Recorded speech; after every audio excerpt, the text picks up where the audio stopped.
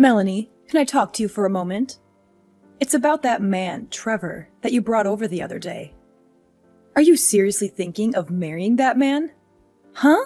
Where did this come from? Yes, I do. I already talked to you about this, didn't I? The whole point of me bringing him over was to let you meet him before we started making wedding plans.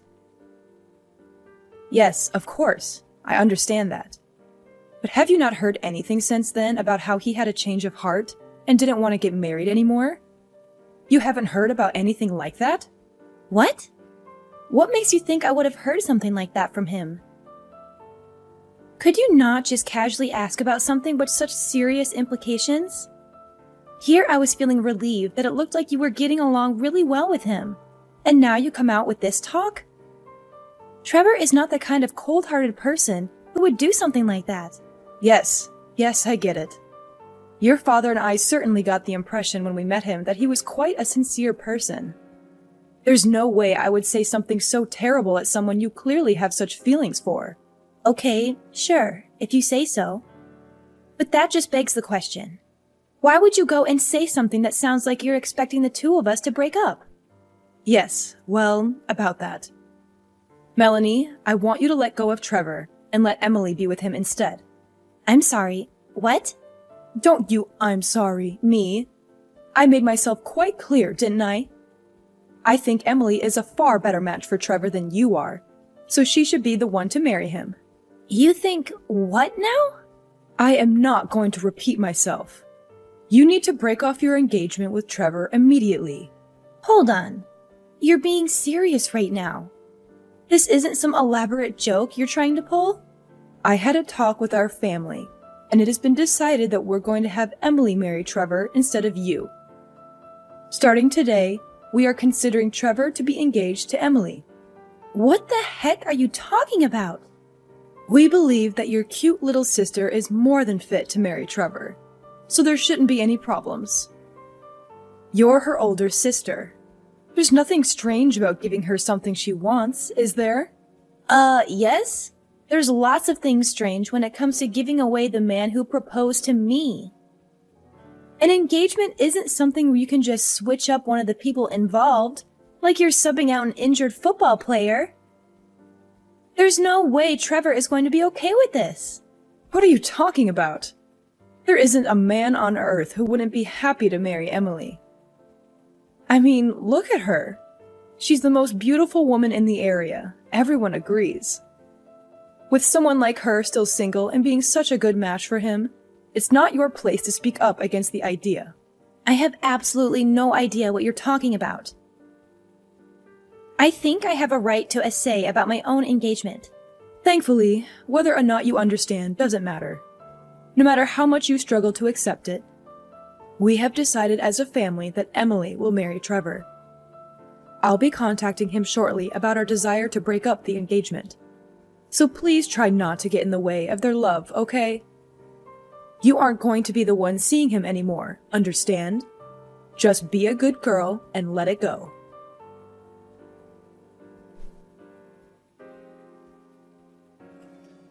Trevor, are you there? My family hasn't tried to bother you about anything, have they? Oh, Melanie, I was just about to contact you actually. Oh no. So someone's already talked to you, haven't they? Yes, they did. Your mother just sent me an extremely troubling message just a minute ago. It was about her saying that I was to start living together with your younger sister without delay. What? That's what she's trying to get you to do? I mean, I don't think this message is your fault, but this still is a bit much. It really threw me for a loop when I first looked at it. I think I see what happened. When you came to meet my parents the other day, they forced you to give them your number, didn't they? I'm sorry. I should have done something to try to stop them. Don't apologize. Huh? I just told you that I didn't think it was your fault, didn't I? You've done nothing wrong. I only gave your mother my number because I thought it would be essential to keeping track of what her intentions were with me. Well, that, and it probably wouldn't have looked good if I refused the request. Huh? What do you mean, keeping track of her intentions? Well, I didn't tell you about it earlier, but something really strange happened when I came to your parents' house. Your mother quietly came up to me and whispered, "My daughter Emily is much prettier, so I'll have you get engaged to her instead." She kept saying stuff like that. "I'll be sure to get Melanie to break off the engagement so it doesn't look bad for you." I wasn't really sure whether to tell you about this or not at first, but while I was thinking about it, she just kept pestering me with messages. It seems like this is what she was leading up to. Oh, well, she did all that. That's just crazy. I never imagined she would come up with a scheme like this.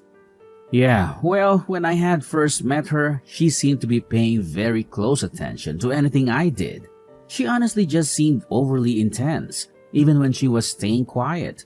Even with that attitude though, I can't say I ever expected her to be planning to try to change the person I would marry until she whispered that to me. Frankly, I still couldn't believe it when she said it, but I also couldn't think of any reason why someone would say something like that as a joke.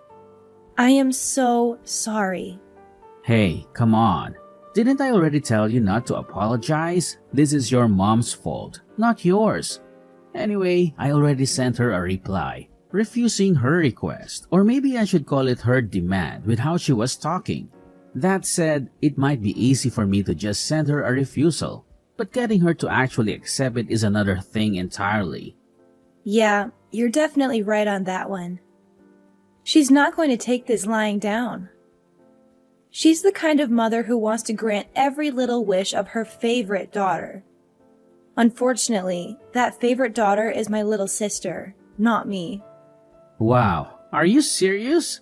It sounds like your life growing up must have been tough. Anyway, what should we do about this? First off, I think you should try to avoid contact with her as best as you can. Avoid her? What do you have in mind? Well, I think there's a pretty likely possibility that she will try to find your address. So you might want to stay somewhere else for a while. My place won't work since she knows where I live already. Do you have a friend or a relative you can stay with for a while? I can ask my cousin for help. He doesn't live too far away. He might be able to let me stay with him for a while. Oh, yeah. He's the one who's living alone the next town over, right? Isn't he a college student? Right on both counts. Now that I think about it, it's actually a pretty great plan. Since I'm a freelancer, I don't have any sort of office to report into that your mom can try to barge in on. And since my cousin is in another town, it should be easy for me to lay low there without any chance of just running into her randomly on the street. Yeah, that is a good idea. Okay, I'll contact him right away. Now that I think about it, my current apartment is going to be undergoing renovation soon. They offered me a deal to vacate my place, so I might just be able to move pretty soon anyway. It's an option at least. I'm really sorry that my stupid mother is making you go to all this trouble. No, don't worry about it. I'll give you a call once things have quieted down, okay? Take care. Thanks. Hopefully things settle down quickly. You be careful too.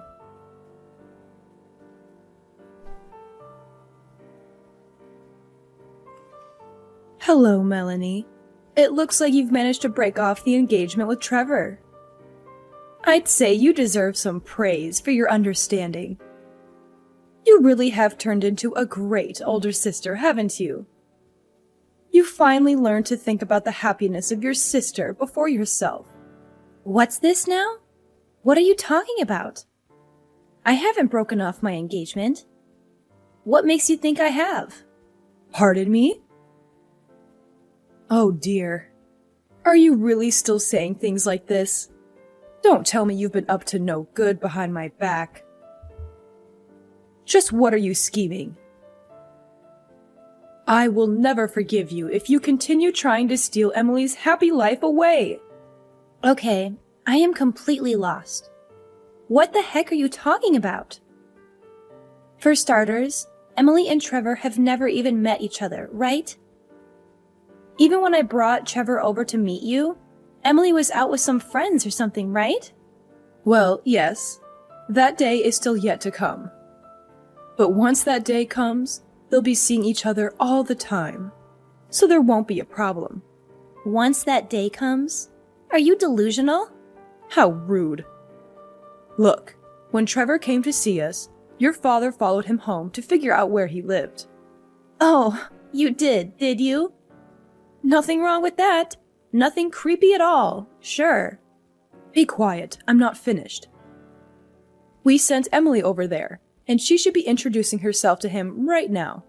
Wait, are you serious? You actually tailed him home? What choice did we have? No matter how much we asked him, he just wouldn't tell us his address. How else were we going to find out? If Emily's going to start dating him, we would need to know his address. It's obvious that it falls to her parents to get that information, isn't it?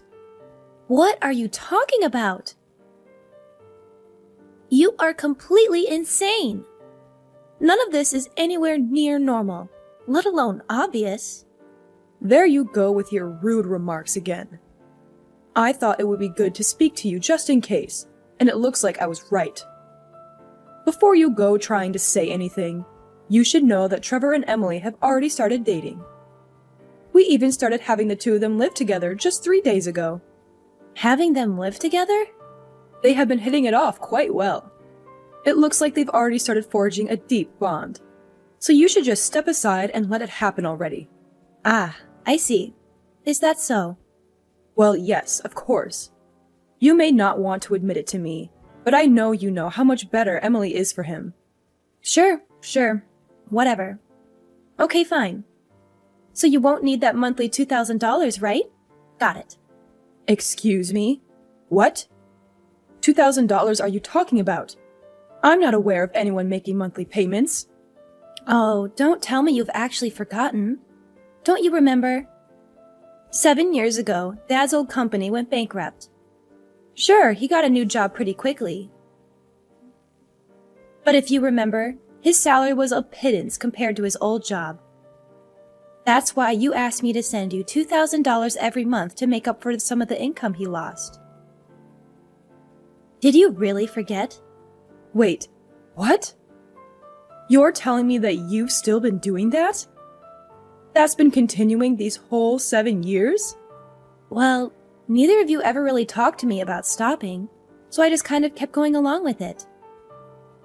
I mean, sure, I felt like giving you $2,000 a month was going a bit overboard, but I knew that at the time Emily was hard at work at a private high school and learning from extra tutors too. I figured those extra expenses added up quite a bit, so I didn't really complain. I thought you'd tell me when you didn't need the money anymore. My job pays me well enough that even with that amount going out every month, I was far from destitute anyway. So I just quietly accepted it. Despite what you may think, I do actually care about Emily after all. Though, frankly, the number one reason I kept sending you the money was that I knew she would leave the house eventually. Once she was supporting herself, especially once she got married, I knew she could handle herself just fine. I just wanted to support her until then. Since she's leaving now, I figure that Dad's current income is enough to support just the two of you, isn't it? With Emily gone, there's not really any reason for me to keep sending you money anymore, is there? Wait, hold on a moment. If that's how it's going to be, then just wait. I'll bring Emily back here right away. Oh, what's that now? Look, it's fine if you don't want to break off the engagement with Trevor. I won't stop you, okay? So please don't stop sending us the money. Please, just keep sending it like you have up until now. Excuse me? I'm telling you, I'll contact Emily right away. So please, keep sending us the money.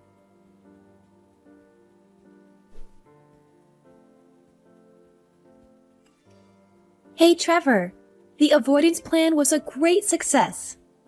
Not only that, your idea of moving just made it that much better. Oh, it was? What, did you hear something from your mom? Yeah, you could say that. When you left my house after meeting my parents, it turns out my dad tailed you. That's how they managed to learn where you live. What? He was tailing me the whole way home. Sometime afterward, it sounds like they sent Emily to your apartment. Are you serious? That's not just creepy, that's downright terrifying. That's not all. Mom told me that Emily has started living with you a few days ago. Wait, she said what? No. I haven't so much as seen her. She's not living with me. Relax, I know. I was certain that wasn't actually the case. Though, now that I think about it, if Mom were to have actually sent Emily to your apartment, where is she now? Wait, hold on. Is something wrong? I just got something from Emily. Apparently she just called me. That's surprising. I don't remember the last time she actually called me. When I call her, she just doesn't respond. She might be calling because of this whole incident. Why didn't you call her back? Good idea. I'll give her a call. I'll talk to you later.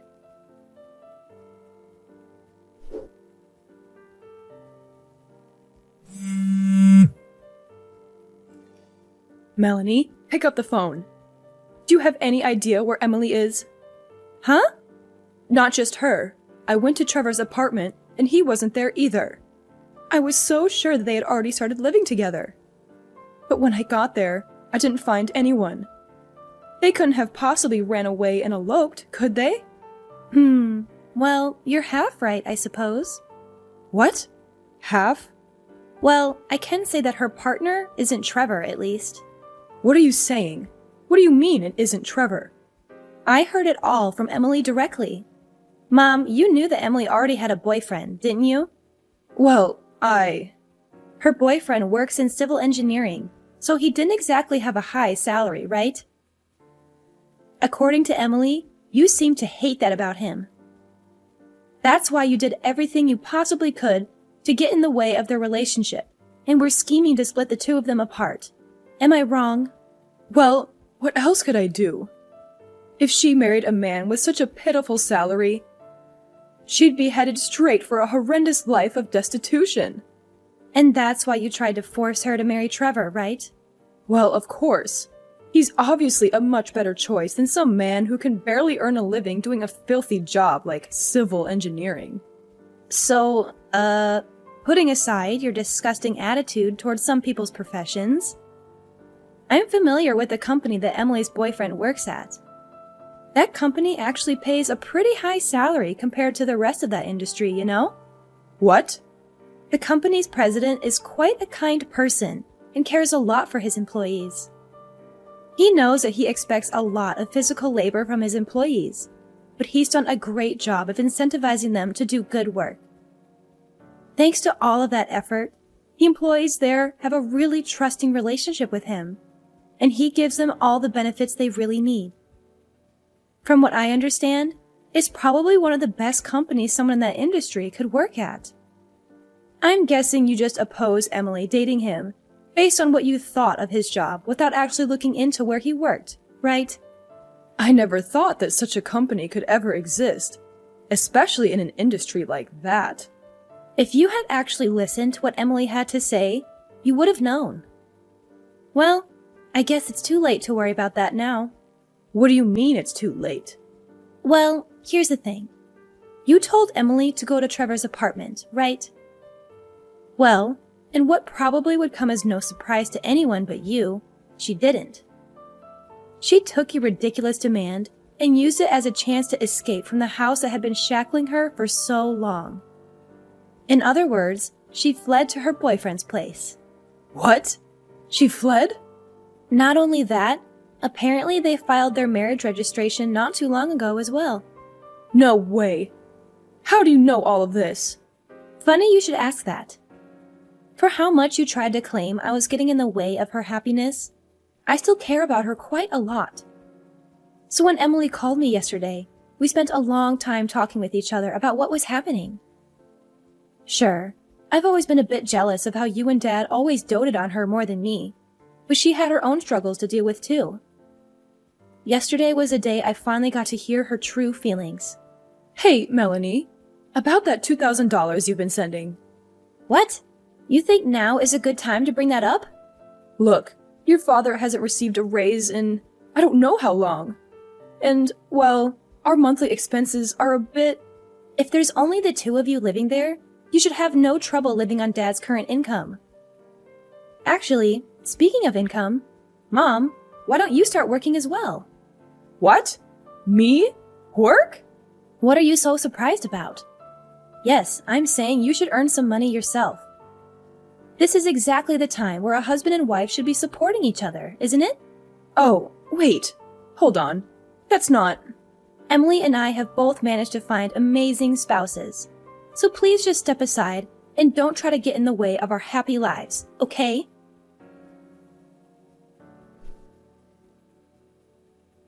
A few days later, my mom and dad apparently got divorced with the loss of the extra money from me. Dad was starting to feel the effects of his meager salary. However, he also felt indebted to his current job. He felt like he couldn't let Mom know about it and was hoping she would start working to help support the two of them. But she wasn't budging. He was already feeling doubts about her due to her lack of support when he found out about her selfish attempt to control who Emily and I married. Upon hearing that, it was the last straw for him. Shortly afterward, I received a message from him, and I think Emily did too. It was a thorough apology for everything that happened to us, and an announcement that he had divorced Mom. And so our family was effectively broken up for good. Though it's not like we don't talk to each other. Emily, Dad, and I have a group chat that we use to tell each other about recent events in our respective lives. As for Mom, though, she no longer had a place to call home anymore. She had a number of relatives, but she hadn't spoken with any of them for a very long time, so she didn't have anyone she could depend on. It sounds like she's finally starting to understand how difficult it is to live on her own. Now it seems she's lamenting over having to work a job with very low pay and is living a life full of sorrow and tears.